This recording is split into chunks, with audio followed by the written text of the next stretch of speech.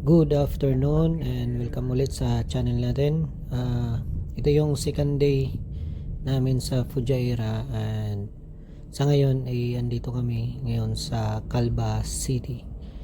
So actually papunta kami ng Hanging Garden. Kasama ko si Ate Gingging, si Isme, si Jari at ako. So dito kami dumaan sa Calba City. So makikita nyo, ano pa siya, talagang medyo siya, probinsya ang ang dating. Tapos marami ka ring makikitang mga makalumang mga building, mga ganyan, parang mga heritage something na mga building at saka mga bahay. Tsaka dito rin sa Calba makikita yung magagandang building na yung pagpapunta ka na ng Oman. So yan, parang itong area na to, ito yung parang proper city ng Calba. Ayan. Kung mapapansin nyo, medyo wala pang gaanong mga tao. Itong time na to is Ramadan. Ayan. So ito pala yung road na papunta na ng entrance ng yung tinatawag nilang Hatta border. Ayan yun. Basta isang straight ito. At saka yung tower na yan ang tawag na tunnel clock tower. Yan. Actually yung sa loob niya, sa ilalim niyan, meron siyang entrance. Tapos yung pag maakyat mo dyan sa taas, meron siyang parang coffee shop yan sa may tower na yan. Yan, dinire-diretso lang namin to kasi ito yung daan na papunta sa Hanging Garden.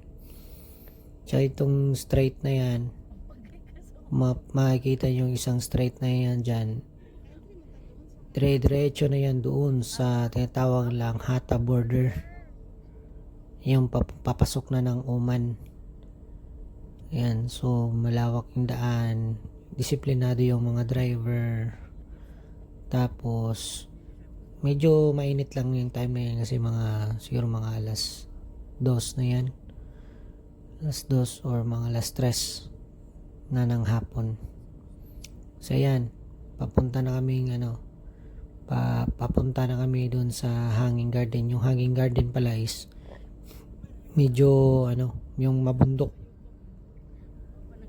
Marami tayong makikita yung papunta na doon sa sa Hanging Garden. At saka may madadaanan tayong mga tunnels, yung mga 2-lane tunnels, pero siya, one way lang, bali 2-lane tunnels yan.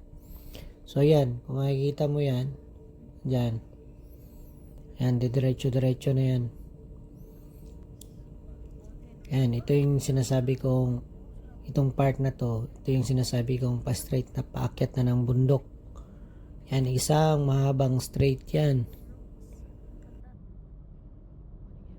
So ito, yung biyahe namin ito, siguro aabot lang kami ng mga 30 to 40 minutes na nakarating kami doon sa Hanging Garden mismo. At along the road, marami kang makikita mga magandang tanawin, magandang mga views.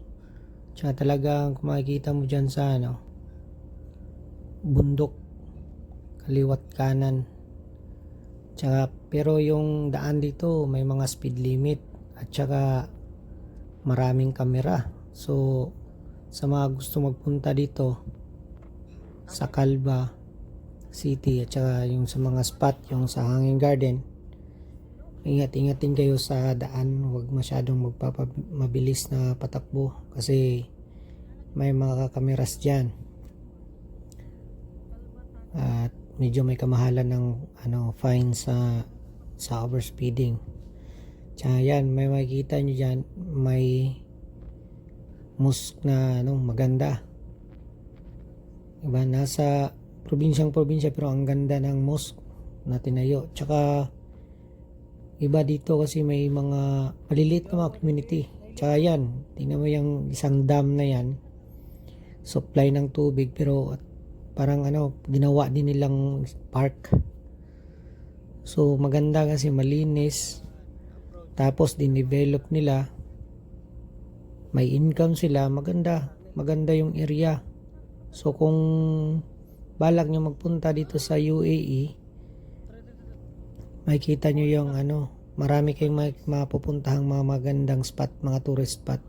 Yan yung sasabing hanging garden, pero iikot muna tayo, lampasan muna natin yung mga dalawang tunnel yata.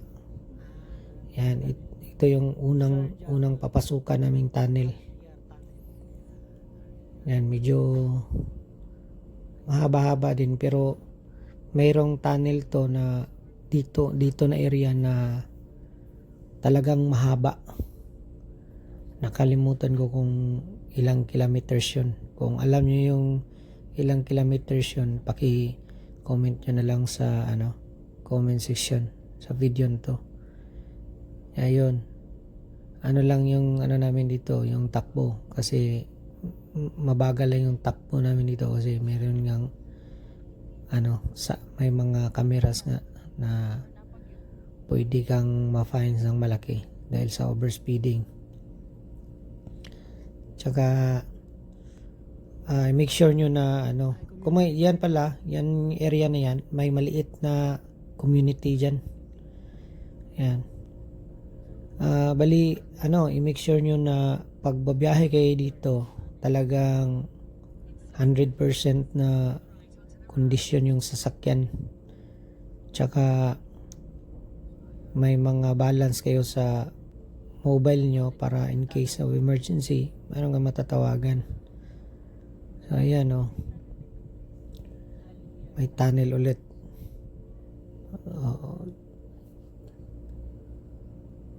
So ayan, ang ganda ng mga tunnel dito kasi may yung may ilaw.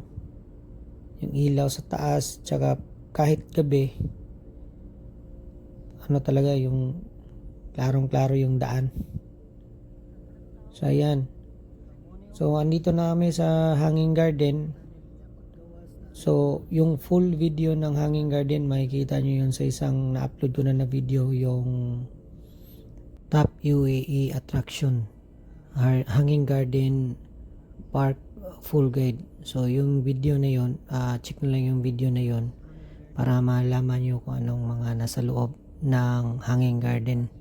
At yun lang, ito lang yung video ko ngayon, and yun, maraming salamat sa mga sumusuporta sa channel ko, Pico Channel. And sa mga bago pa lang, kung makikita nyo yung video na to, pa-support na lang, pa-subscribe and pa-like ng video. And yun, God bless sa ating lahat, and maraming salamat sa mga suporta ninyo. So andito na kami sa hanging garden. Yan. So going na kami sa parking area. And wag niyo kalimutan i-watch yung full video ng hanging garden park dito sa UAE. Top UAE attraction. Maraming salamat and God bless.